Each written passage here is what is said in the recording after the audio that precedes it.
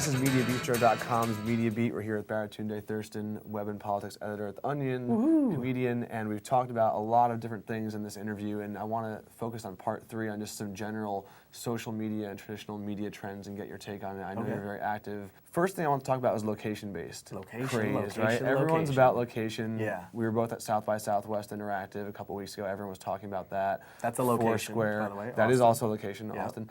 Foursquare now, all the VCs looking to pump a bunch of money into that. Are you on Foursquare? Do you think these sort of companies like Foursquare will survive, or will something like Facebook or Google just come along and... So I'm going to answer that question by not answering it and talk about what I think is more interesting in the whole location space. So yes, I'm on Foursquare. I'm on Twitter. I tweet hard. I Foursquare hard. And for me, I have a very mobile life. I do a lot of public appearances, so it's a great way to let people know in those pockets that I'm there. Whether Foursquare itself survives and lasts, I don't know.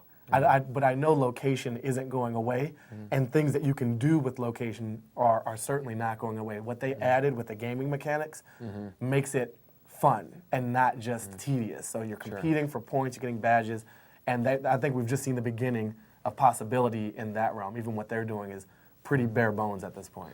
And everyone's, really in the last year or so, everyone's starting to know about Foursquare. Yeah. What are some of the social media services that you use that maybe people don't know about? Ooh, I talk to people and hang out with my friends. It's this new wave. It's called live interaction, sort of like a 3D Twitter meets Foursquare meets Google Buzz. So there may be a future in that sort of real-time human interaction. I hope so. Hopefully. Yeah. And I have to ask you about the iPad. Sure. The big launch this past weekend. Yeah, I was there. Everyone online and everything. Media companies looking to the iPad as maybe a way to monetize their content in digital format. Yeah. Do you think, where do you sit on the spectrum of, will it be a savior to media companies, or will this just be the next CD-ROM?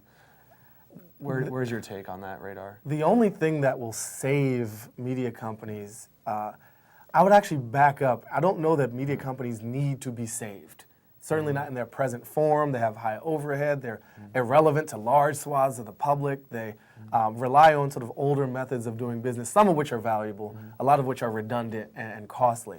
So to target and position the iPad as a savior of something that may not be worth saving, I think sets up a false premise to a question that we might not really need to answer. The way we tell stories has to change. We've been stuck, books have been around for a really long time, and that's one proven way to tell a story. Film and television are relatively recent, and we haven't innovated that much on them. We've got little pop-up text that comes when you watch the enhanced version of Lost or DVD extras, but even that's not that interesting. But the idea of combining some of the things we've talked about, location, with a community interaction, with video and text that truly work together and isn't just a hacky slap-on or add-on, I think the iPad gets us closer to that world, and in that sense, it's a tool of creation and opportunity, and not just another way for Steve Jobs to make money off of us. And I agree with you on many points. I guess what I meant was more along the lines of, will it help, do you think it'll help media companies that frankly need to find new revenue models? Will this sort of help them move in that direction? I think the iPad can help an intelligent, sort of respectful media company to make more money and reach new audiences and tell their and our stories in better ways.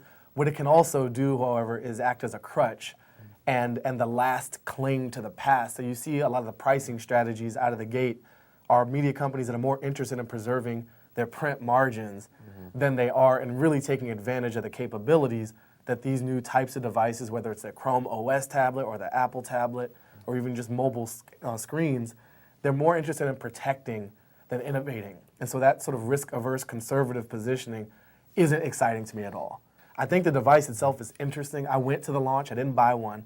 I pretended to buy one and ran out of the Apple store with my backpack in my hand screaming, "We did it!" And all the Apple employees go nuts. And I was like, there's something a little perverse and wrong with that level of consumerist, cultish behavior. I'm gonna hold up this bag as if I have one inside. Oh, yeah. Just because I want the cheering. Oh, yeah, no. iPad only visible to those loyal customers. Yeah!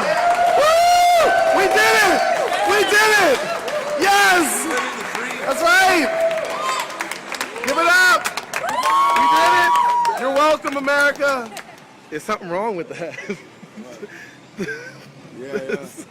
Very interesting stuff. Thanks for joining us, Baratunde thank you. Thurston, web and politics editor of The Onion, comedian, book, TV, everything. Words, Pick thoughts, a format, he's on it. So things. thanks for joining us. Thank you, Joe.